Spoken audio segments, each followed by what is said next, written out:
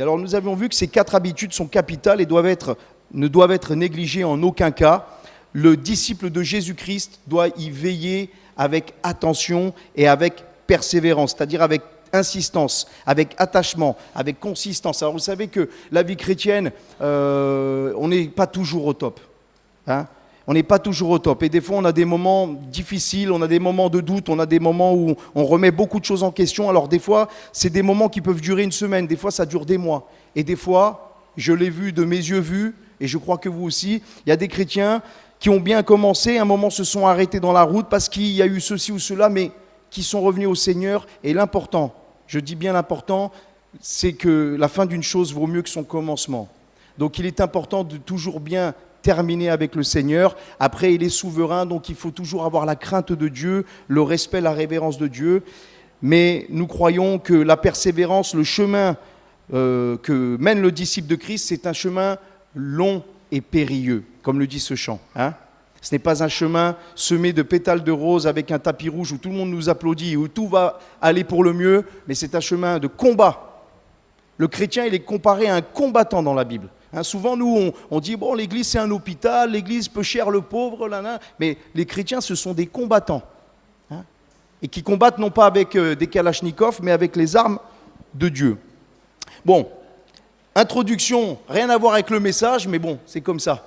Hein, qu'est-ce que la fraction du pain ? Qu'est-ce que la fraction du pain ? C'est ce que nous allons voir ce matin. Alors, la fraction du pain, c'est ce que nous appelons plus communément entre nous la Seine ou la Sainte Seine. Voilà. Certains n'aiment pas trop qu'on dise la Sainte Seine parce que c'est hérité du catholicisme, autre chose. Bon, peu importe, on ne va pas jouer sur les mots. La Seine, la Sainte Seine, c'est la fraction du pain. Dans la Bible, on dit aussi rompre le pain. On parle aussi de la coupe de bénédiction. On parle de la table du Seigneur. On parle du repas du Seigneur. Pourquoi est-ce qu'on dit la Sainte Seine ou la Seine ? La Seine, ça vient d'un mot latin, kena, qui signifie tout simplement un repas quelconque. Parce que c'est bien de cela dont il s'agit dans la Bible. C'est la Sainte Seine ou la Seine, c'était un repas que les chrétiens messianiques, les juifs messianiques, les chrétiens prenaient ensemble tout simplement. Tout simplement, c'était un repas autour d'une table. Alors aujourd'hui, ça prend tout un sens liturgique. La liturgie, c'est tout ce qui est les rites, les cérémonies et tout ça. Alors peut-être les évangéliques, ils vont dire « Ah mais nous, non, on n'est pas des religieux, il n'y a pas de liturgie, c'est les catholiques, c'est les protestants. » Mais bien sûr qu'on a de la liturgie. La preuve, quand on vient dans l'église, qu'est-ce qu'on fait ? On fait 4-5 chants, on prie, on prend la Sainte Seine, on prend un chant, on prie, on reprend un chant, les offrandes. C'est de la liturgie ça, hein. Que vous le vouliez ou non, c'est de la liturgie. Le problème, c'est pas de faire les choses comme ça régulièrement, c'est d'y mettre le cœur. La religiosité, c'est quand il n'y a plus le cœur là-dedans, c'est tout. Mais sinon, on peut faire des choses régulièrement de la même façon. L'essentiel, c'est d'y mettre son âme, c'est d'y mettre son cœur. Et donc, ces premiers chrétiens, eh bien, quand ils se réunissaient, c'était autour d'un repas. Ça n'avait rien à voir avec la Sainte Seine, ou du moins très peu, parce qu'on va garder les symboles, et c'est ce qu'on va voir ce matin, mais ça n'avait rien à voir avec la façon dont ils faisaient la Seine ensemble. Hein. Je veux dire, il n'y avait pas de gobelets en plastique. Des petits gobelets, on passait pas comme ça avec des petites coupes, tout ça, des petites corbeilles avec des petits morceaux de pain. Non, ils partageaient un repas, tout simplement. Dans le contexte donc des Écritures, c'est cela. Ils se réunissaient chaque jour, on va le voir, mais ils se réunissaient particulièrement le jour de sabbat, parce que les premiers chrétiens étaient juifs, donc ils respectaient la Torah, ils respectaient la loi de Dieu, ils respectaient la tradition juive, et ils se réunissaient le Shabbat, ils se réunissaient chaque samedi. Mais pour se différencier aussi, ils se réunissaient le dimanche, parce que c'était le jour de la résurrection du Seigneur, le premier jour. Donc ils se réunissaient régulièrement, et au cours de ces repas simples, joyeux, parce que la vie chrétienne, c'est une vie simple. Mes frères et sœurs, il faut arrêter de se prendre la tête à vouloir vivre des choses de l'autre monde. Vis ta vie chrétienne simplement.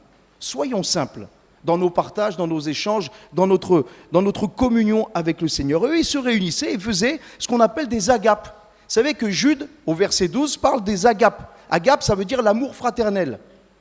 Et quand nous faisons des agapes, eh bien c'est bien plus qu'un simple repas comme cela. C'est vraiment un moment de communion fraternelle aussi. C'est un moment de se retrouver, de se rencontrer, de discuter, d'échanger, d'apprendre à se connaître, de partager notre foi et d'avoir une relation plus profonde. Parce que l'église, c'est ça. L'église, c'est pas un bâtiment. L'église, c'est pas seulement je viens, je consomme mon culte et je m'en vais et ciao tout le monde et je connais le prénom de personne et je m'en fiche. L'église, c'est j'aime mon frère et ma sœur, je vais apprendre à le connaître, je vais tisser des liens parce qu'on est de la même famille. Ah oui, on est de la même famille, voilà. Et ça, il ne faut jamais perdre de vue que c'est ça l'Église. C'est ça. Et donc, ces chrétiens-là se réunissaient autour d'un repas et c'est comme cela qu'ils se souvenaient, et on va en parler. Le Seigneur dit, à chaque fois que vous romprez le pain, que vous partagerez le vin, faites ceci en mémoire de moi. Donc le Seigneur, il est au centre de tout. Parce que la table, c'est un moment de partage, de communion. Même encore aujourd'hui, quand on invite des gens à manger, c'est pour avoir un moment ensemble. Hein. Eh bien, le Seigneur, il est là. Il est présent, il est au milieu. Il y a un rabbin, c'est le rabbin El-Azra ben Azria. Ça ne vous parle peut-être pas, mais ce rabbin était contemporain de Gamaliel. Gamaliel, c'était le maître de l'apôtre Paul. Apôtre Paul dira, j'ai été élevé au pied de Gamaliel. Donc c'était un contemporain aussi de Jésus. Et ce rabbin pouvait expliquer ceci, s'il n'y a pas de repas, donc s'il n'y a pas d'agape, s'il n'y a pas de repas fraternel, il n'y a pas de Torah. Et s'il n'y a pas de Torah, et s'il n'y a pas d'étude de la Torah, il n'y a pas de repas. Donc vous voyez, c'était l'étude même de la Torah, l'étude même des Écritures, l'enseignement, c'était lié à ces repas. Et c'est vrai que tous ces groupes de chrétiens se réunissaient dans les maisons au début, et c'est là qu'ils grandissaient dans la foi, et il y avait vraiment ce partage. Donc c'est ça, la Sainte Seine, dans le sens biblique du terme. Bon, au cours de ces repas, qu'est-ce qu'ils faisaient les gens? Ils amenaient tout ce qu'ils avaient chez eux, et puis ils mettaient tout en commun. C'est ce que nous faisons quand, des fois, on fait des agapes. Allez, ramener du sucré, du salé, ramener une boisson, chacun y ramène quelque chose, on partage. Ah tiens, toi, t'as fait ceci, toi, t'as fait cela. Ah tiens, toi, t'as fait un repas là-bas des îles, l'autre, il a fait un repas là-bas d'Espagne, l'autre, il a fait un repas, il a fait un cassoulet, on met tout en commun, on partage. Hein. Et ça, c'est la communion fraternelle aussi. C'est, quelque part, on fait une sainte scène là. Voilà, parce que le Seigneur, il est au milieu de nous. Mais ce qui s'est passé au cours du temps, c'est qu'ils se réunissaient, ils étaient de plus en plus nombreux, et l'homme restant l'homme, c'est pour ça qu'il faut veiller sur notre cœur prioritairement, mais l'homme restant l'homme, qu'est-ce qu'il faisait? Il commençait à avoir des divisions, il commençait à avoir des disputes, il commençait à avoir des problèmes. Peut-être vous vous souvenez, pour ceux qui lisent la Bible, dans 1 Corinthiens chapitre 11, il ne va pas s'afficher ici, mais pour ceux qui prennent des notes, vous le savez, il commençait à avoir de l'ivrognerie, des jalousies, des disputes. Alors il y en a un, il venait, il apportait des choses, il était dans l'abondance, et l'autre, le pauvre, il n'avait rien. Un, il ramenait une paella entière, l'autre, il ramenait une crevette. Ben écoute, mange ta crevette, hein, t'as ramené une crevette. Et puis moi, je vais manger la paella. On va en parler de la paella tout à l'heure, mais dans les annonces. Restez jusqu'au bout. Mais tout ça pour dire qu'il commençait à avoir des divisions, des disputes. Et on peut penser, on peut supposer que c'est ce qui a contribué à dissocier en fait les repas pris en commun de la Sainte Seine. Et puis après, les communautés, elles se sont agrandies. Il y a eu de plus en plus de monde. Imaginez-vous si chaque jour, on devait tous se réunir tous les jours ensemble ici pour manger ensemble. Il faudrait une sacrée logistique. Il faudrait à chaque fois bouger les chaises, remettre les tables. C'est compliqué. Hein. Et puis là, on est une église d'une centaine de personnes. Imaginez-vous une église de 500 personnes. Une église de 1500 personnes. Hier, on partageait là avec les frères. J'ai appris, je ne savais même pas qu'il y avait une église en France où il y avait 12 000 personnes. 12 000 personnes. Vous imaginez 12 000 personnes à manger ensemble?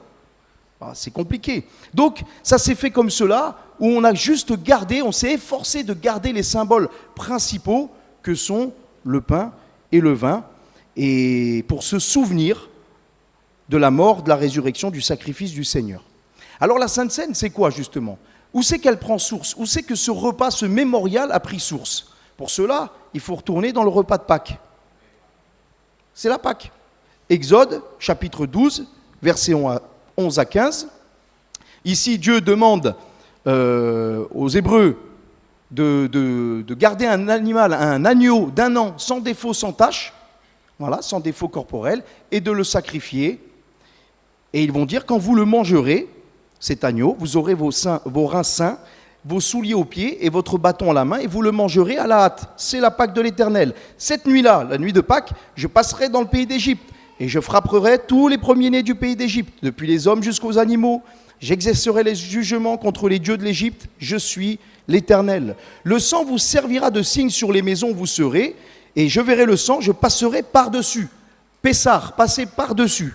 Par-dessus vous, il n'y aura point de plaie qui vous détruise quand je frapperai le pays d'Égypte. Vous conserverez le souvenir de ce jour et vous le célébrerez par une fête en l'honneur de l'Éternel. Vous le célébrerez comme une loi perpétuelle pour vos descendants Amen. Donc Dieu a institué la Pâque comme sacrifice, comme fête. Là, on devait se souvenir, on devait placer la foi dans le fait que partout où on mettrait le sang de l'agneau sur la maison, eh bien, la mort ne frapperait pas les premiers-nés de la maison des Hébreux. Tous ceux qui placeraient leur foi dans ce sacrifice, ou plutôt dans les ordonnances de Dieu, dans la parole de Dieu, seraient sauvés. Et nous savons que cela, c'est une préfiguration de la croix, de l'agneau de Dieu qui ôte le péché du monde, qui s'est immolé, voilà, et qui nous délivre de la même manière que les Hébreux ont été délivrés de la mort, du jugement et du joug de l'Égyptien, de Pharaon. De la même manière, les chrétiens qui placent leur foi dans le sacrifice de Jésus, l'agneau qui a été sacrifié à notre place, sont sauvés, sont délivrés de la mort, du jugement et de la servitude de l'ennemi de leurs âmes. Donc déjà, la Sainte Seine, ça prend source dans le repas de Pâques. Et puis aussi, il y a le repas des Juifs, les repas de fête, les repas de sabbat. Comment se déroulaient ces repas-là? Et vous allez voir, c'est intéressant de s'y pencher. Dans la généralité, les repas commencent par le kidouche. Le kidouche, qu'est-ce que c'est? Ils prennent une coupe de vin et ils vont prononcer une bénédiction. Et le repas va commencer. Ils apportent cela devant le Seigneur. Ensuite, ils vont se laver les mains rituellement, symbole de purification. Ensuite, ils vont boire du vin et manger un bon repas, manger de la viande ensemble. Et pour la fin, ils vont chanter des cantiques, ils vont chanter des psaumes. C'est des psaumes qu'ils chantent. Et puis ils vont partager, ils vont s'expliquer les Écritures, ils vont se réciter les Écritures les uns les autres.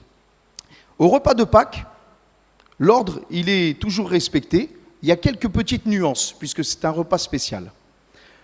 Au repas de Pâques, il n'y a pas seulement une coupe de vin sur laquelle on prononce une bénédiction, mais il y a 4 coupes, et même 5. Mais la 5e, c'est pour Élie, on ne la boit pas. Nous, on va juste s'intéresser ce matin sur les 4 coupes du repas du Seder, c'est-à-dire du repas de Pâques. Va s'afficher un verset, Exode chapitre 6, versets 6 à 7. Et si tu peux rester sur le verset 6 pour le moment, ne bouge pas. Mais la première coupe par laquelle on commence le repas, c'est la coupe qu'on appelle la coupe d'affranchissement. Je suis l'Éternel, je vous affranchirai des travaux dont vous chargent les Égyptiens, et je vous sauverai à bras étendus et par les grands jugements. Donc on prononce cette bénédiction sur cette coupe de vin, et on se lave les mains et le repas commence. Puis vient la deuxième coupe, celle qu'on appelle la coupe de délivrance. Je vous délivrerai de leur servitude et je vous sauverai à bras étendus. Et puis vient la troisième coupe, la coupe du rachat, de l'alliance. Ici, on rend des actions de grâce au Seigneur. Je vous délivrerai, je vous rachèterai de leur servitude. Et vient la quatrième coupe, la coupe d'adoption et de louange. Je vous prendrai pour mon peuple, je serai votre Dieu, et vous saurez que c'est moi, l'Éternel votre Dieu, qui vous affranchit des travaux dont vous chargent les Égyptiens. Donc vous voyez, ça c'est le repas de Seder. Vous allez dire, bon ok, pourquoi est-ce qu'il nous parle de ça? Parce que Jésus, bien que aujourd'hui le judaïsme est quand même différent de ce qui se pratiquait à l'époque de Jésus, malgré tout il y a quand même des racines, il y a beaucoup de similitudes, et Jésus respecte cet ordre durant le repas de Pâques. Vous avez peut-être jamais fait attention, mais aujourd'hui vous allez le voir, et vous allez voir quelque chose de différent dans la façon dont Jésus va instituer ce que nous appelons la Sainte Seine. Luc chapitre 22, versets 15 à 17. Certains vont dire, la Bible elle se contredit. Parce que vous dites qu'il faut prendre d'abord le pain puis le vin, mais Jésus a commencé par une coupe de vin. Et ensuite il a pris du pain et ensuite il a pris une coupe. Mais quand on comprend et qu'on connaît le contexte juif, on va comprendre pourquoi est-ce que Jésus fait cela. Jésus donc va dire, j'ai désiré vivement manger cette Pâque avec vous, on est dans le dernier repas pascal, avant de souffrir. Car je vous le dis, je ne la mangerai plus jusqu'à ce qu'elle soit accomplie dans le royaume de Dieu. Et ayant pris une coupe et rendit grâce, et il dit, prenez cette coupe et distribuez-la entre vous. Vous voyez, il n'est pas question de pain ici, il est juste question de la coupe. C'est normal, c'est la première coupe, c'est le kidouche. Jésus présente la bénédiction sur cette coupe et la partage et le repas commence. Ensuite, dans Jean chapitre 13, verset 5, Jésus verse de l'eau dans un bassin et il se mit à laver les pieds des disciples et à les essuyer avec le linge dont il était saint. C'est la coupe de délivrance, la purification, le lavement. Donc Jésus est celui non seulement qui nous affranchit, il est celui aussi qui nous purifie. Et puis vient la troisième coupe. Luc chapitre 22, versets 19 à 20. Ensuite, après la première coupe, la deuxième, il prit du pain, et après avoir rendu grâce, il rompit et leur donnant en disant « Ceci est mon corps qui est donné pour vous, faites ceci en mémoire de moi. » Il prit de même la coupe après le souper, et il leur donna en disant « Cette coupe est la nouvelle alliance en mon sang qui est répandue pour vous. » Et dans Matthieu 26, il dira « Ceci est mon sang, le sang de l'alliance qui est répandu pour la rémission des péchés. » Donc ici, Jésus, prononce la bénédiction sur la coupe du rachat. Jésus est celui qui nous affranchit. Jésus est celui qui nous purifie. Jésus est celui qui nous rachète. C'est pour cela quand on dit « Tu es mon rédempteur », des fois on utilise des mots, on ne sait même pas pourquoi on les utilise. On les dit parce qu'on a entendu l'autre qui les dit. Donc c'est bien ça, dans la prière, mon rédempteur, ça fait bien ça. Il est pas mal ce mot, hein. Il fait chic. Hein. C'est celui qui te rachète, ton rédempteur. Voilà, celui qui te rachète. Donc Jésus ici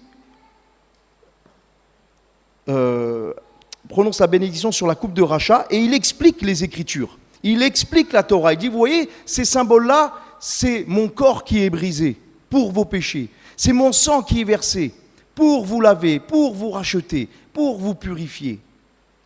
Jésus explique la Torah comme le ferait tout père juif, tout rabbin, lors d'un repas de Shabbat ou un repas de fête de l'Éternel. Puis enfin, dans Marc chapitre 14, verset 26, après avoir chanté des cantiques, ils se rendirent à la montagne des Oliviers et ils vont faire comme chaque juif, ils vont chanter des psaumes, des louanges. C'est la coupe d'adoption et de louanges qui va être prononcée et ils s'en vont donc sur la montagne des Oliviers. Ensuite, ils iront dans le jardin de Gethsémané où Jésus va livrer un combat et où il remportera la victoire. Et vous connaissez la suite, c'est là qu'il sera arrêté, livré aux autorités, puis condamné, crucifié. Mais le Seigneur est mort, mais il est ressuscité. Donc le repas pascal, pratiqué par Israël et leurs descendants, c'est un repas qui est encore pratiqué aujourd'hui par les Juifs pour se souvenir. L'Égypte, le souvenir de la délivrance, c'est central dans le peuple juif. Et ce souvenir qu'ils ont été épargnés et délivrés de la servitude au prix du sacrifice d'un agneau immolé à la place du fils aîné. Et de la même manière, nous chrétiens, quelque part, nous fêtons la Pâque. De temps en temps, on la fête plus du tout comme ça se faisait à l'époque. Aujourd'hui, les chrétiens, Pâques, qu'est-ce qu'ils font ? C'est quoi ici la tradition à Pâques ? C'est une omelette, non ? C'est une omelette à Pâques ici ? Ouais, c'est ça, voilà. J'avais jamais entendu. À Carcassonne, c'est une omelette. À Pâques, à Pâques, à Carcassonne, on fait des omelettes. Ah. Mais mes frères et sœurs, ce qui est important dans la Pâque, finalement, la Pâque, on la célèbre à chaque fois. On se souvient du Seigneur. Quelque part aujourd'hui, on prend la Pâque de l'Éternel, on pourrait dire. Vous voyez ? La Pâque, c'est tous les jours. Tous les jours que nous sommes au bénéfice du sacrifice de Jésus. Alors, comment est-ce qu'elle se pratique, la Sainte Seine ? On va se poser quelques questions. Je vais essayer de ne pas trop être long ce matin. Mais qui peut y participer ? Quand est-ce qu'on doit y participer ? À quelle fréquence ? Peut-être c'est des questions que vous vous êtes jamais posées ou déjà posées. Moi, quand je me suis converti, et encore aujourd'hui, je me pose tout un tas de questions. Mais pourquoi ça ? Et pourquoi ça ? C'est comme un enfant de 5 ans. Et papa, pourquoi ? Et pourquoi ? Et pourquoi ? Moi, je suis pareil avec Dieu. Et pourquoi ? Et pourquoi ? Et pourquoi ? Attends, pourquoi le pain, le vin ? Pourquoi ceci ? Pourquoi cela ? Pourquoi est-ce qu'on le fait tous les dimanches matins ? Pourquoi pas un autre jour ? Pourquoi pas tous les ans ? Je ne sais pas moi. On peut se les poser ces questions, non ? On va se les poser ce matin. Alors déjà, qui peut participer à la Sainte Seine ? Parce que ça aussi, c'est un débat. Peut-être vous avez déjà visité des églises et j'ai connu un pasteur, il me dit « Ah mais nous, la Sainte Seine, tout le monde peut y participer. Les enfants, tout le monde, les baptisés, les non-baptisés, n'importe qui peut venir et participer à la Sainte Seine. » Alors nous, ce qui nous intéresse, c'est de savoir pourquoi est-ce que lui, il croit cela et pourquoi nous faisons autrement. Qu'est-ce qui peut nous donner la bonne direction ? C'est le texte. C'est toujours le texte. Ce qui doit être la boussole de notre vie, c'est le texte, inspiré, la Bible, les Écritures, non pas la tradition. Parce que c'est ce qui fait une grande différence entre, par exemple, nous et les catholiques, avec tout le respect que je leur dois. Les catholiques ont le texte, mais aussi se conforment à la tradition de l'Église catholique, donc à la parole des hommes pour nous. Alors que nous, pour nous, évangéliques, nous ne croyons tout simplement qu'au texte inspiré. Et tout ce que nous pratiquons, doctrinalement, doit être tiré du texte. Après, on a des cultures différentes, des pratiques différentes, on va un peu en parler ici. Ça, c'est secondaire, c'est tertiaire même, ce n'est pas important. Ce qui est important, c'est la doctrine, ce que nous faisons. Alors, le repas pascal, puisque c'est la source de la Sainte Seine. Vous êtes avec moi là? Vous ne dormez pas encore avec la chaleur? Ça va. Donc, le repas pascal. Qui peut participer à la Sainte Seine? Qui peut participer au repas de Pâques? Exode chapitre 12, on ne va pas l'afficher, des versets 43 à 49 nous disent que l'exigence qu'il fallait pour participer au repas de Pâques, c'était avoir fait alliance avec Dieu par la circoncision. Voilà. Vous allez dire, mais on n'est pas circoncis, nous. Mais quelle est la circoncision dans le Nouveau Testament? Comment Jésus enseigne la circoncision? Quel est le sens de la circoncision dans le Nouveau Testament? Eh bien, on va lire Colossiens chapitre 2, versets 11 à 12. J'aurais pu prendre plein de textes. J'en prends qu'un, pour ne pas être trop long. C'est en lui, en Christ, en Jésus, que vous avez été circoncis d'une circoncision que la main n'a pas faite. Ah bon? Mais de la circoncision du Messie, qui consiste dans le dépouillement du corps de la chair. Ayant été ensevelis avec lui par le baptême, vous êtes ressuscités en lui et avec lui, par la foi, en la puissance de Dieu, qui l'a ressuscité des morts. Pour résumer, la circoncision, c'est quoi? La nouvelle naissance, lorsque nous plaçons notre foi dans le Christ, dans le Sauveur, dans le Seigneur, il nous fait naître de nouveau, il nous donne un cœur de chair à la place d'un cœur de pierre. Et nous ne sommes pas tout de suite parfaits, hein, ni saints, mais déjà il nous travaille, nous sommes saints dans le Seigneur, séparés, sanctifiés, mais je dis par là saints, c'est-à-dire qu'on est encore des pécheurs, mais des pécheurs sauvés par grâce. Des pécheurs en travaux, des pécheurs qui cherchons la gloire de Dieu, des pécheurs avec une aspiration nouvelle, un cœur nouveau qui tend plus maintenant vers le péché, mais qui tend plus vers les choses de Dieu. Alors, des fois, ça met du temps. C'est comme les travaux dans l'église. C'est long. Et nous, on est tous en travaux, mes frères et sœurs. Et c'est long des fois. Le caractère, c'est long à briser. Des fois, c'est long à comprendre les choses, parce qu'on est long à la détente. On est lourd des fois, même quand on est léger. Même quand on est maigre, des fois on est lourd. Hein? Oh là là, qu'est-ce qu'il est lourd, lui? Pourtant il fait 40 kilos, mais il est lourd. Et oui, c'est comme ça. Parce qu'on est en travaux. Mais en tout cas, le Seigneur nous fait naître de nouveau. Et la circoncision, c'est ça. Qu'est-ce qui témoigne de la circoncision de notre cœur? C'est que nous marchons en nouveauté de vie. C'est que nous produisions du fruit digne de la repentance. C'est ça. Et bien sûr, ça se concrétise par quoi, la nouvelle naissance? Le passage par les eaux du baptême. Quiconque n'est pas né de nouveau se fait baptiser. Il a pris un bain. Alors là, ça vaut le coup parce qu'il fait chaud. C'est bien.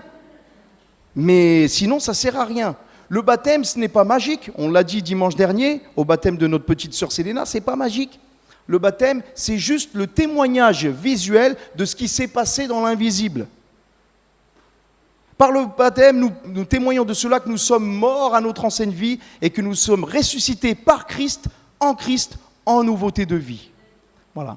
Et tellement d'autres choses encore. Donc, ceux qui peuvent participer à la Sainte Seine, ce sont ceux qui sont circoncis de cœur, nés de nouveau, engagés avec le Seigneur, non seulement dans leur cœur, dans leur esprit, mais par déjà le premier engagement dans la vie chrétienne, c'est le baptême, mes frères et sœurs.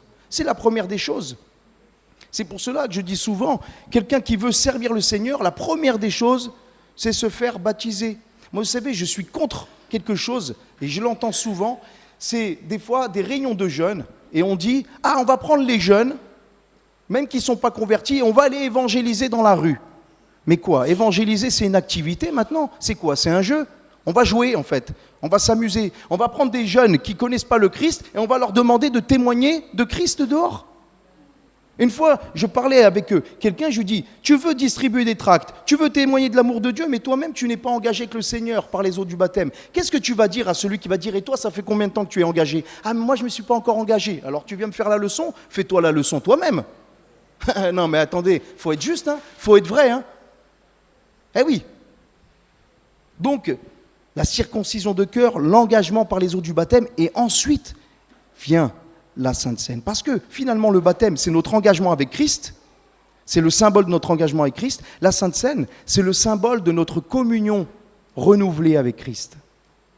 Donc vous voyez, il y a des étapes. Jésus lui-même, lorsqu'il a servi, qu'il est rentré dans son ministère, il est passé par les eaux du baptême, quoiqu'il n'en ait pas besoin. Mais il l'a fait pour s'identifier à nous. Alors, ne nous croyons pas supérieurs de dire moi je peux passer outre. J'ai connu quelqu'un une fois, il m'a dit j'ai pas besoin de me faire baptiser moi, monsieur, parce que je sais en qui j'ai cru. D'accord, mais Jésus lui il s'est fait baptiser, donc toi tu es meilleur que Jésus. Ça arrive des fois, il y en a ils sont meilleurs que Jésus peut-être, ou meilleurs que les apôtres. Mais bon, c'est pas comme ça. Donc qui peut participer? Ceux qui sont engagés avec le Seigneur.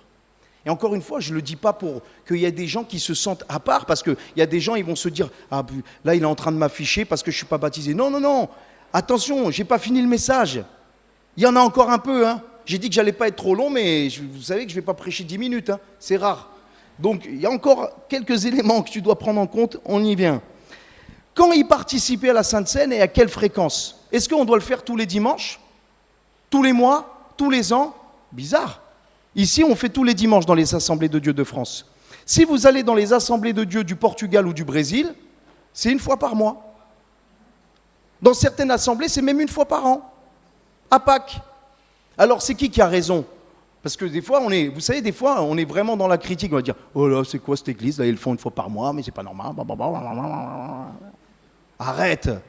Et regarde un peu le texte. Qu'est-ce que nous dit le texte? Eh bien, le texte, il ne nous dit pas grand-chose. Il nous laisse la liberté. Parce que si on prend Acte 2, 42, il est dit qu'il persévérait dans la fraction du pain, ce que nous avons lu. Donc ça veut dire qu'il le faisait régulièrement. Ça, c'est vrai, il faut le faire régulièrement. Au verset 46, il nous dit qu'ils étaient chaque jour assidus au temple et ils rompaient le pain dans les maisons. Donc eux, c'était chaque jour, puisque c'était un repas commun. Dans Acte 20, verset 7, il est dit que le premier jour de la semaine, ils se réunissaient pour rompre le pain. Donc c'était le dimanche. Le premier jour de la semaine, ce n'est pas le lundi, c'est le dimanche. Ils se réunissaient le dimanche. 1 Corinthiens chapitre 16, verset 2 nous dit « Chacun de vous, le premier jour de la semaine, met à part chez lui ce qu'il pourra selon sa prospérité, qu'on n'attende pas mon arrivée pour recueillir les dons. » Et il parle ici des offrandes, mais ils se réunissaient ce premier jour-là. Et donc ils prenaient ce repas aussi ce premier jour. C'était le dimanche, donc une fois par semaine. Et puis on l'a vu aussi, ils se réunissaient à Shabbat, etc. En référence, le premier jour de semaine, en référence à la résurrection de Christ. Donc en fait, la Bible, les Écritures, elles ne nous donnent pas la fréquence. Elles ne nous donnent pas un jour exact. Chrétiens, nous avons gardé le dimanche puisque c'est le jour de la résurrection du Seigneur. Et c'est ce qui a un peu différencié les Juifs messianiques. Mais finalement, on voit que des fois c'est tous les jours, des fois c'est une fois par semaine, des fois, vous voyez. Donc il n'y a pas de fréquence pour participer à la Sainte Seine, mais on sait qu'on doit le faire en tout cas régulièrement. Le principe, c'est de se retrouver au moins souvent, régulièrement, c'est ça qu'il faut retenir. Est-ce que c'est le dimanche? Est-ce que c'est une fois par mois? Une fois tous les 15 jours? Une fois par an? C'est de se retrouver régulièrement. C'est le principe que nous devons garder. Alors, certains diraient, oui, mais quand même, attends, parce que je sais, des fois, comme ça se passe. Ouh là là, là, il va sur quel terrain, lui? Il vient nous dire, pas spécialement le dimanche. Moi, on a fait toujours le dimanche, et ça sera le dimanche. Et pourquoi tu ne me dis pas que... Et bien sûr qu'on le fait le dimanche, puisque déjà, le dimanche, c'est le seul jour où on ne travaille pas tous. Donc déjà, ça nous arrange, au niveau du calendrier. C'est vrai ou pas? Ça vous arrange? Nous, on peut le faire mardi matin, si vous voulez. Ça vous arrangerait qu'on le fasse le mardi matin? Non. Bon, le dimanche, bien sûr, le symbole est fort puisque c'est le jour de la résurrection du Seigneur. Donc nous conservons le dimanche, pas de problème avec ça. Mais ne t'inquiète pas si tu dois le faire le vendredi soir, par exemple. J'ai connu certaines églises Vie et Lumière, la Sainte Seine se pratiquait le vendredi soir. Et alors, ça faisait un problème. La Bible ne nous dit pas spécifiquement. Ils faisaient la même chose que nous. Alors vous savez, on va dire, oui, mais non, c'est pas normal, parce que le dimanche, c'est un jour saint, c'est un jour ceci. Mais tous les jours, mes frères et sœurs, il faut arrêter avec les trucs, il y a particulier. Non, c'est tous les jours. Alors nous, on est les premiers à critiquer. Les Juifs, ils respectent le sabbat. Le sabbat, Et nous, des fois, on fait pareil avec le dimanche. Bien que je le dis encore, nous pouvons garder la référence par rapport à la résurrection de Christ. Dans le calendrier, c'est important et tout cela, mais ce n'est pas une loi, doctrinale, fondamentale. C'est une pratique. L'apôtre Paul dira dans Romains chapitre 14, versets 5 à 6, « Tel fait une distinction entre les jours, tel autre estime tous égaux, que chacun ait en son esprit une pleine conviction. Celui qui distingue entre les jours agit ainsi pour le Seigneur. » Donc nous, on le fait pour le dimanche parce qu'on agit comme cela pour le Seigneur en souvenir de sa résurrection. Mais si on le faisait le jeudi, si on le faisait le vendredi, si on le faisait tous les jours, c'était pareil, ça a exactement la même valeur. Ça va ? Je ne vous ai pas trop bousculé là, dans votre religiosité, hein ? Ne me lapidez pas encore, hein. Gardez les pierres dans la poche. Ou les tomates. Les tomates, laissez-les dans le frigo plutôt, là on en a besoin la semaine là, pour manger. Les pierres, vous pouvez les garder. Colossiens chapitre 2, verset 16, « Que personne donc ne vous juge au sujet du manger, du boire, au sujet d'une fête, d'une nouvelle lune, des sabbats, etc. » Vous connaissez ces principes. Donc bien sûr, nous faisons le dimanche, mais le principe qui doit être retenu, c'est la fréquence ou le jour. Nous devons le faire régulièrement et c'est l'attitude de cœur qu'il y a derrière qui est important. Voilà, tout simplement. Ça ne veut pas dire qu'on va rayer de la carte et qu'on va dire, nous, dans l'église de Carcassonne, on veut de la nouveauté, parce que maintenant, pour faire le buzz et pour avoir du monde, il faut faire des trucs nouveaux. Et nous, on veut de la nouveauté. Maintenant, on va faire la Sainte Seine tel jour. Voilà. À Lunel, pendant quelques mois, là, je vois, il y a les sœurs de Lunel, elles se cachent là-bas au fond. Et je les ai vues. À Lunel, pendant les travaux, on était obligé de faire la Sainte Seine le samedi, parce que l'église baptiste nous prêtait leurs locaux le samedi. Et pendant des mois, on l'a fait le samedi. Et vous avez vu, elles sont toujours vivantes. Elles sont là. Même moi, j'ai survécu. Eh oui. Voilà. Donc, bien sûr, il y a une importance, mais ce n'est pas crucial. Donc, ce n'est pas interdit en soi, vous voyez. Il faut faire attention de ne pas idolâtrer une pratique ou un jour, d'en faire une doctrine. Mais ce qu'on doit retenir, c'est de se réunir régulièrement autour de ces symboles, dans la communion fraternelle avec une vérité de cœur, une attitude de cœur vraie. Ok ? C'est important. Pourquoi est-ce qu'on prend du pain et du vin ? Parce que ça nous rappelle quoi ? Le corps et le sang de Christ. C'est lui-même qui l'a institué. Ça oui, nous allons prendre soin à conserver ces symboles. Jésus va dire dans Matthieu 26, il prit du pain, après avoir rendu grâce, il le rompit, il prit une coupe, après avoir rendu grâce, il l'ordonna, il va dire, ceci est mon corps. Brisé pour vous. Le vin représente l'alliance. Donc c'est important de garder ces choses. Voilà. Parce que ça nous parle de l'œuvre de Jésus. Mais là encore, des fois on est religieux, vous savez. Des fois on est un peu... oui mais c'est du pain, c'est du vin, c'est pas du jus de raisin. Alors là ils mettent du jus de raisin. Non, c'était du vin. Oui mais à l'époque de Jésus, le vin il était à 4% d'alcool, il était mélangé. Oui mais celui-là il est à 13%. Il faut... la prise de tête. C'est du pain. Oui, mais avant, c'était du pain sans levain à Pâques. C'est de la matzah, c'est du pain qu'on brisait sans levain. Et nous, on prend du pain du pain complet. Ah, moi, je veux pas du pain complet. Je veux du pain de seigle. Et l'autre va dire, moi, je veux de la biscotte. Et l'autre, je veux ça. On s'en sort plus. Parce que ça, c'est des détails. Vous savez, dans la Bible, ce genre de discussion s'appelle des discussions vaines et inutiles. Se prendre la tête pour quelque chose. Même une fois, j'ai assisté à une discussion lunaire. J'étais là, et ils se disputaient par rapport à ça. Ils disaient, oui, il faut prendre du pain sans levain maintenant, frère. À la Sainte-Seine, c'est du pain sans levain. Et l'autre, il était à côté, il n'a rien compris. Il a dit, oui, du pain, pas le vin. Le vin, c'est de l'alcool, c'est pas bon. Non, je faisais du pain sans levain. Lunaire. Et ils se sont pris la tête. On prend du pain, symbole de Christ, du vin ou du fruit de la vigne, symbole de son sang. D'ailleurs, le pain qui est pris à Pâques, la matzah, la Pâques, il la faisait une fois par an. Donc quand ils se réunissaient tous les jours, ou le jour de Shabbat, c'est un autre pain qu'ils utilisent. Vous voyez ? À Shabbat, les Juifs aujourd'hui consomment un pain brioché, un peu brioché. Donc vous voulez qu'on se dispute pour dire on prend du pain sans levain, du pain brioché, du pain... On a compris, hein ? On a compris. Il y a une autre question qui peut venir aussi à notre esprit. C'est pourquoi est-ce qu'il n'y a que des frères qui distribuent la Sainte Seine ? Aïe, aïe, aïe, là. Aïe, aïe, aïe. On te connaît, toi. T'es un macho, hein. T'es misogyne. Allez voir ma femme, demandez-lui si je suis misogyne. Celle qui me donne des ordres toute la journée. Ah oui. J'en profite, elle n'est pas là, elle est là-haut. Tu couperas ce truc à l'enregistrement, que je ne me fasse pas atomiser, hein. Pourquoi? Ben là encore, est-ce qu'on peut trouver quelque chose dans les Écritures? Mais qu'est-ce qui se passait au repas de Pâques? Je ne vais pas me faire des amis là. Mais c'est pas grave. Je vous aime quand même. J'espère que vous m'aimez. Exode chapitre 12, versets 21 à 22. Ça s'affiche? Ah, je croyais que je ne t'avais pas donné. Moïse appela tous les anciens d'Israël et il va dire, prenez vos bétails, immolez la Pâque. Prenez un bouquet d'hysope, trempez là le sang dans le bassin, vous toucherez les linteaux, les poteaux de la porte de la maison, etc. etc. Et là, le repas pascal, ou même le repas de Shabbat, donc la Sainte Seine, donc la fraction du pain, la table du Seigneur, qui a été instituée par le Seigneur et qui est, on va dire, le substitut à la Pâque juive, ou du moins le plein accomplissement de la Pâque juive, c'est le père de famille, c'est le chef de famille qui s'occupait de prononcer la bénédiction et de distribuer les choses.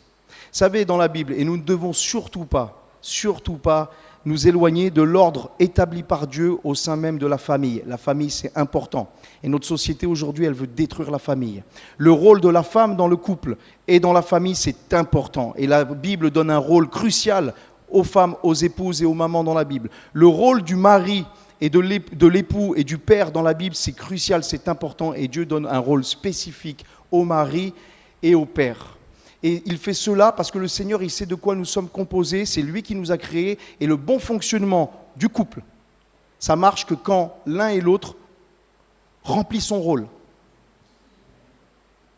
L'homme doit remplir son rôle, la femme doit remplir son rôle.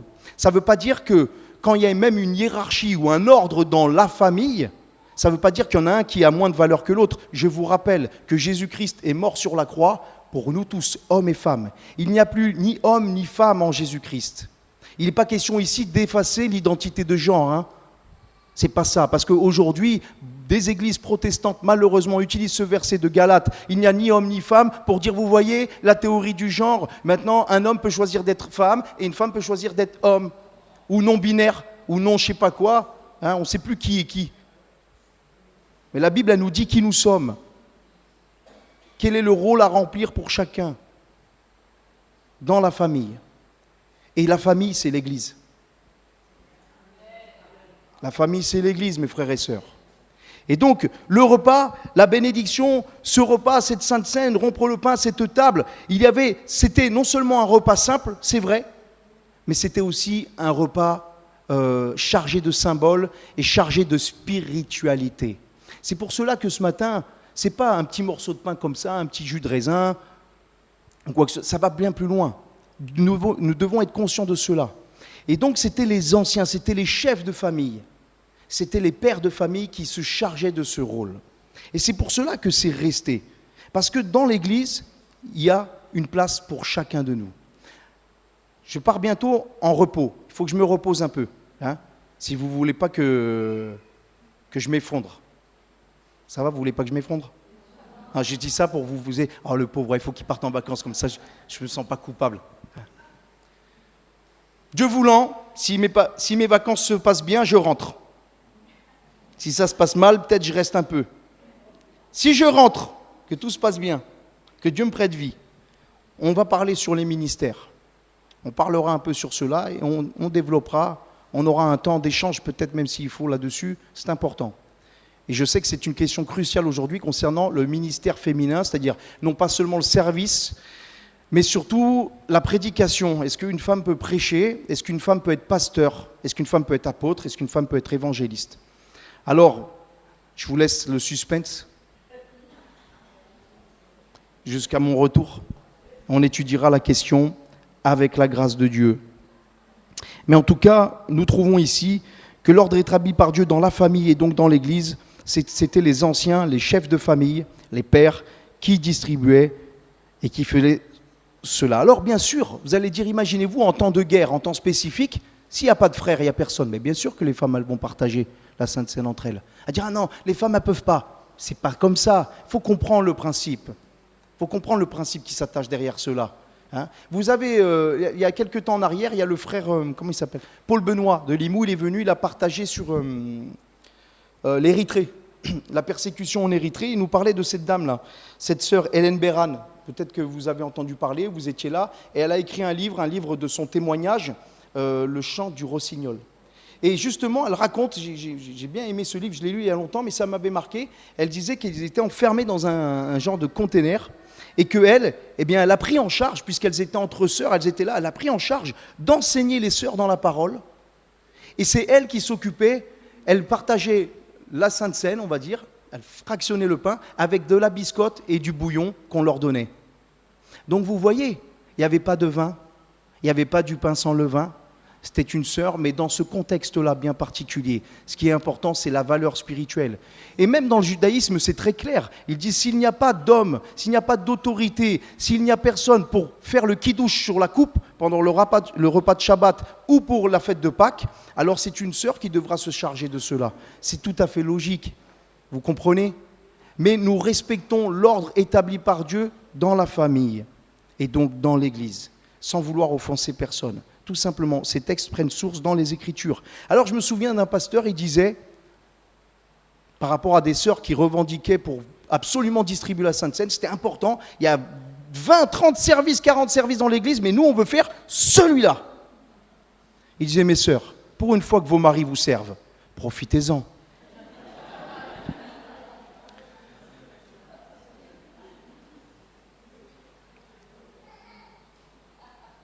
Je vous aime, mes sœurs. Ne croyez pas que... Alors pourquoi persévérer ? J'ai bientôt fini. Pourquoi persévérer dans la fraction du pain ? Eh bien parce que c'est une ordonnance du Seigneur, c'est un commandement du Seigneur. 1 Corinthiens chapitre 11, versets 24 à 25. Après avoir rendu grâce, il rompit le pain et dit, ceci est mon corps qui est rompu pour vous. Faites ceci en mémoire de moi. De même, après avoir soupé, il prit la coupe et il dit, cette coupe est la nouvelle alliance en mon sang. Faites ceci en mémoire de moi toutes les fois que vous en boirez. Donc c'est déjà un commandement du Seigneur, ce que nous faisons ce matin. Ça devrait être déjà une seule bonne raison pour que nous nous réunissions. Mais il y en a d'autres. C'est le fait aussi, c'est un moment de nous recentrer sur Christ. Parce que c'est vrai qu'on a la communion avec le Seigneur, on prie le Seigneur, on lit notre parole, des fois tous les jours, des fois pas tous les jours. Il y a la vie, ça va vite, il y a les occupations, il y a les activités, il y a le boulot, il y a ça, il y a les papiers là-bas, il y a les enfants, il y a la femme, il y a le mari, ça va vite la journée, je suis crevé, je vais me coucher. Et tu arrives le dimanche, tu te poses un peu. Et ces emblèmes-là, ils sont là pour te rappeler pour qui tu vis, pourquoi tu vis, de quelle grâce tu as bénéficié. C'est un moment de se rappeler ce que le Seigneur a fait. C'est un moment de communion avec le Seigneur. 1 Corinthiens 10, 16, la coupe de bénédiction que nous bénissons n'est-elle pas la communion au sang de Christ ? Le pain que nous rompons n'est-il pas la communion au corps de Christ ? On se rappelle de tous ces symboles. Je me rappelle au travers de ce pain et ce vin que je vais prendre ce matin que Christ m'a délivré, que Christ m'a purifié, que Christ m'a racheté, que Christ m'a pardonné, que Christ m'a adopté. Quand lui, je suis adopté, quand lui, je suis enfant de Dieu, quand lui, et non pas par mes mérites ou quoi, ma bonté ou mes bonnes actions, mais juste par sa justice. Ce repas-là aussi, Jésus va dire, cette coupe-là, c'est le coupe de la nouvelle alliance en mon sang qui est répandu pour vous. Au travers de ce pain et ce vin, nous nous souvenons de l'alliance du Seigneur avec nous. Nous renouvelons notre alliance pour les mariés. Les mariés ici, il y a des gens qui sont mariés, pour les uns 10 ans, 15 ans, 20 ans, et tous les ans, en général, c'est notre anniversaire de mariage. Allez, je t'emmène au restaurant. Je t'achète une rose. Je t'achète un bouquet de fleurs. Allez, on part en week-end là, pour notre anniversaire de mariage. Bah c'est bien. Attendez, oh les frères, c'est une bonne chose, hein. Il faut pas avoir des crabes dans les poches non plus, hein. Oh, faut prendre des initiatives un peu, hein. Attends, mais c'est vrai. Bon ben voilà, alors on renouvelle, on se souvient. Oh tu te souviens quand on s'est rencontrés. Oh tu te souviens Vania, hein. Et ceci, cela, voilà. Ah oui, je m'en souviens, oh oui. Oh là là, je m'en souviens. On renouvelle un peu, hein, on se souvient. Mais la Sainte Seine, c'est profond. On se souvient de l'alliance que Jésus a contracté avec nous, que Dieu a contracté avec nous au travers du sang de Jésus. On se souvient que nous, on a fait alliance avec lui, mais on se souvient de quelque chose de bien plus important encore, c'est que lui, il a fait alliance avec nous. Et lui, il ne faillira jamais. Lui, il ne faillit jamais. Nous pouvons faillir des fois, mais lui, il ne faillit pas. Nous, on s'est engagé avec lui, mais n'oublie jamais que Dieu s'est engagé avec toi. Et on se souvient de cela aussi à la Sainte Seine. Puis c'est un geste prophétique. Hein? Alors peut-être ça peut paraître parce qu'on n'ose plus utiliser le terme prophétique aujourd'hui parce que ça fait peur. Dès qu'on commence à parler de prophétique, ça y est, on voit de suite, il en parlait là, le frère vendredi, des apôtres prophètes de MCTV avec des prophéties de partout, à tout va. Non, fais attention. Hein. Le MCTV, fais du tri, s'il te plaît, fais du tri. Fais du tri parce qu'il y a beaucoup de mauvais. Il y a un peu de bon quand même. Mais attention à tous ces nouveaux prophéties, prophètes, etc. Bon, c'est une chose. Mais quand même, la Bible, c'est un livre prophétique. Et ce que nous allons accomplir ce matin, c'est un geste prophétique. Pourquoi ? Parce que la parole de Dieu nous dit dans 1 Corinthiens chapitre 11, verset 26, « Toutes les fois que vous mangez ce pain et que vous buvez cette coupe, vous annoncez la mort du Seigneur jusqu'à ce qu'il vienne. » Et il y a une prophétie dans la Bible qui nous dit que Jésus revient. Donc ici, nous allons non seulement nous souvenir que Jésus est mort pour nos péchés, mais il est ressuscité le premier jour. Voilà pourquoi nous gardons le dimanche, autant que faire se peut. Et nous attendons son retour. D'ailleurs, les premiers chrétiens, j'ai déjà parlé de ce livre ici, la Didaché. Vous pouvez vous le procurer même gratuitement sur Google, vous pouvez le lire. La Didaché, c'est un des premiers livres, c'est un livre des pratiques des premiers chrétiens du 1er siècle. Ils ont même failli le mettre dans le canon biblique. Et ce livre nous parle de la façon dont il faisait l'Eucharistie, la Sainte Seine, le repas du Seigneur. Et il y avait une prière spéciale, et dans cette prière, il y avait le mot « Maranatha », Jésus vient. Parce qu'il s'attendait au retour du Seigneur rapidement. Et puis cette table aussi nous unit les uns les autres, puisqu'il est dit dans 1 Corinthiens chapitre 10, verset 17, « Il y a un seul pain, et nous qui sommes plusieurs, nous formons un seul corps. Nous participons à tous un même pain. » Alors il y a des petits morceaux ici, il y a des petites coupes de jus de raisin, mais elles viennent de la même brique, hein, du même morceau de pain. Et nous sommes tirés du même Seigneur. Nous sommes les pierres vivantes de son édifice, de son œuvre. Nous sommes des membres de son corps. Voilà. Et la tête est Christ. Donc cette scène symbolise aussi l'union des croyants entre eux. Et c'est une invitation aussi à l'unité entre nous. Et je termine avec cette question. S'abstenir de la Sainte Seine. Est-ce que je dois m'en abstenir ? Qu'est-ce qu'on doit en penser ? Parce que parfois, il y a plusieurs cas où des personnes ne prennent pas le pain et le vin. Pour plusieurs raisons. La première, c'est par négligence. Parfois, c'est parce que je ne prends pas la Sainte Seine régulièrement, parce que je suis souvent absent au culte, parce que j'ai pas des raisons majeures ou graves importantes. Hein. Il y a des choses qui font qu'on ne peut pas être forcément là les dimanches. Je me souviens d'un frère qui travaillait dans une maison de retraite, il était cuisinier, il était bloqué un dimanche sur deux. Bon on va dire quand même et tout, tu travailles un dimanche sur deux comme chef cuisinier, tu vas lui dire non maintenant les dimanches. Ouais mais bon, si c'est tes parents qui sont en maison de retraite, tu es quand même content qu'il y ait un cuisinier le dimanche pour eux, non ? L'essentiel, c'est de pouvoir se réunir régulièrement. OK ? Voilà. Par contre, si c'est plus un état d'esprit, j'y vais pas parce que ça me saoule, je m'en fiche, ou je veux pas, c'est autre chose. C'est-à-dire que là, c'est quelque part, il faut se dire, qu'est-ce qui va pas chez moi, Seigneur ? Aide-moi, renouvelle-moi. Seigneur, j'ai besoin que tu m'éclaires, j'ai besoin que tu me redonnes ce zèle. Parce que ça peut être la marque, le manque d'assister aux réunions, de servir dans l'église, de s'investir, sans raison majeure, c'est une marque de tiédeur. Je vous le dis.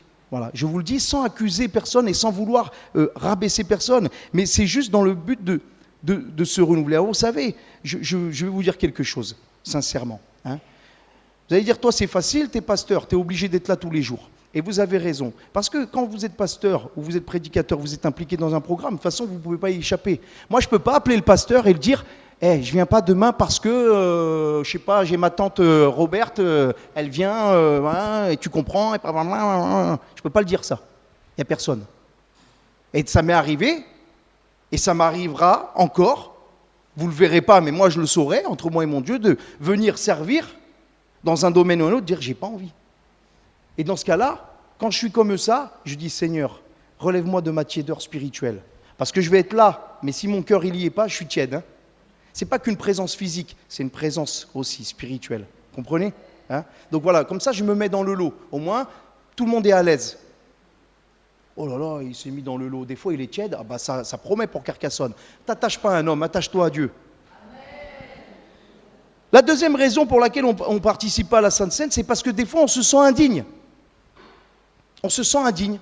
Des fois, on se culpabilise à l'effet. Des fois, on aime se flageller. Oh Seigneur, tu vois, je suis nul, je suis pourri, je vaux rien. Et...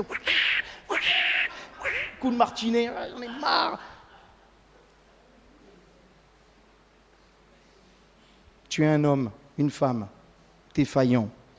1 Corinthiens, chapitre 11, versets 27 à 28, à 29, nous dit « Celui qui mangera ou boira la coupe du Seigneur, le pain, ou boira la coupe du Seigneur indignement sera coupable envers le corps et le sang du Seigneur.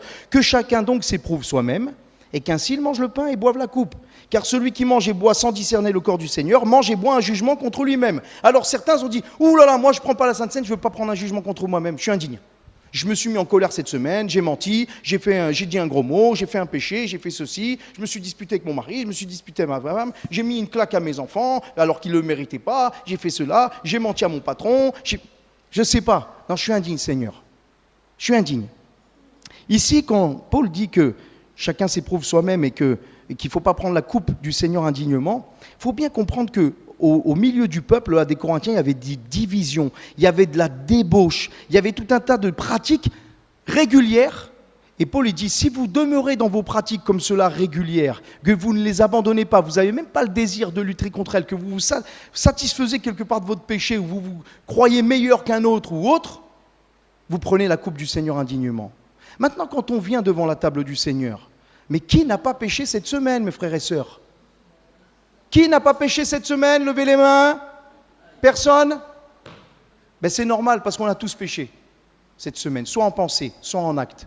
La grande différence, c'est qu'on demande au Seigneur de nous faire grâce, on s'attache à sa grâce, à sa bonté, à sa purification. Et quand on prend ce repas, on se dit Seigneur, devant toi je me repens, je le prends avec humilité, je le prends avec crainte. Je le prends, Seigneur, avec un cœur humble devant toi. Pas avec mes mérites, Seigneur, avec les tiens. Et vous voyez, des fois on pourrait se croire spirituel. Et je l'ai trop vu ça. Non, moi, un frère pendant des années, il connaissait la Bible. Il connaissait la Bible par cœur, la connaissait. Il a été un outil incroyable entre les mains du Seigneur. Et puis il y a eu quelque chose. Et il était là, mais il n'était plus là. Et à chaque fois qu'on lui distribuait le pain et le vin, il était comme ça. Et pourquoi? Je ne veux pas prendre un jugement contre moi-même. Et il se croyait peut-être spirituel en faisant cela, mais ce n'est pas spirituel.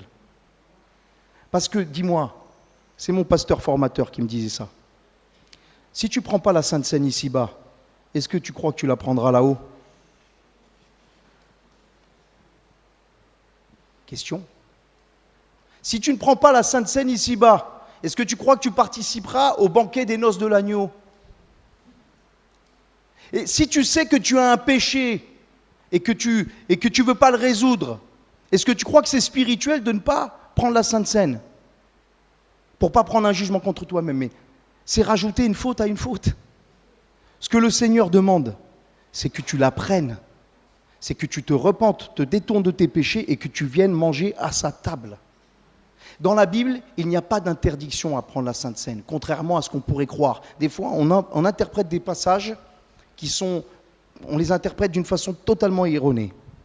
La Bible nous dit d'abord de ne pas prendre la Sainte Seine à la légère, que chacun s'examine soi-même. N'examine pas l'autre à côté de toi. Ça, on l'a trop vu aussi. Moi, des fois, on est venu me voir, on m'a dit, pasteur, il faudrait lui dire qu'il ne prenne pas la Sainte Seine, lui. Il ne mérite pas parce qu'il fait ceci, cela. Je m'en fiche, moi. C'est entre lui et son Dieu. S'il apprend indigne, c'est son problème. Moi, je ne vais pas l'éprouver à lui, l'examiner lui, je vais m'examiner moi. Tu t'examines toi, examine pas ton voisin, examine pas ta voisine, examine-toi. Arrête de vouloir sonder les autres, sonde ton cœur, c'est déjà bien. Entre toi et Dieu, c'est un moment de communion entre toi et Dieu, la Sainte Seine. Donc que chacun s'examine soi-même devant le Seigneur. Et qu'ainsi ils mangent et ils boivent, qu'ils mangent le pain et qu'ils boivent la coupe. La privation, ce n'est pas enseigné, ce n'est pas recommandé. Ce qui est recommandé, c'est de participer à la Sainte Seine, c'est d'abandonner son péché, c'est de marcher en nouveauté de vie, c'est de s'accrocher au Seigneur, c'est de progresser, de lui demander de nous faire grâce, de nous relever. C'est ça qui est enseigné. Dieu, il ne veut pas te priver de ce repas, puisqu'il a dit à ses disciples, « J'ai désiré vivement manger cette Pâque avec vous. » Eh oui, ne t'abstiens pas de la communion avec le Seigneur. Ne t'abstiens pas de la Sainte Seine, parce que c'est un péché de s'en abstenir. Si tu es baptisé, engagé avec le Seigneur et que tu t'en abstiens à cause d'un péché, tu es dans le péché. Ce qu'il faut, c'est abandonner le péché, demander à Dieu qui te pardonnera, car il est fidèle et juste pour nous pardonner, nous purifier de toute iniquité, et tu prends le pain et le vin. Et ça peut se faire en une fraction de seconde. De la même manière que dans les réunions d'évangélisation, souvent je dis, il y a des gens, ils rentrent, c'est des âmes perdues. Ils entendent l'évangile, ils reçoivent la grâce de Dieu, ils ressortent sauvés. Tu peux être sauvé pour l'éternité en 10 minutes. En une seconde. Tu peux être pardonné, purifié de tous tes péchés là, juste avant de prendre. Le Seigneur peut t'accorder sa grâce, te purifier, te délivrer de n'importe quoi maintenant. Il en est capable, le Seigneur. Mais place ta foi en lui. Et le désir de changer, d'abandonner. Et prends le pain et le vin. Le Seigneur dira, j'ai vivement désiré manger cette Pâque avec vous. Et le Seigneur, c'est ce qu'il désire ce matin. Il veut partager ce repas avec nous. Le Seigneur, il veut que nous marchions avec lui en nouveauté de vie, que nous continuions le chemin avec lui. Le Seigneur, il veut que nous nous souvenions de toutes ces choses. J'ai désiré vivement manger cette Pâque avec vous avant de souffrir. Alors on va le prendre, ce pain et ce vin.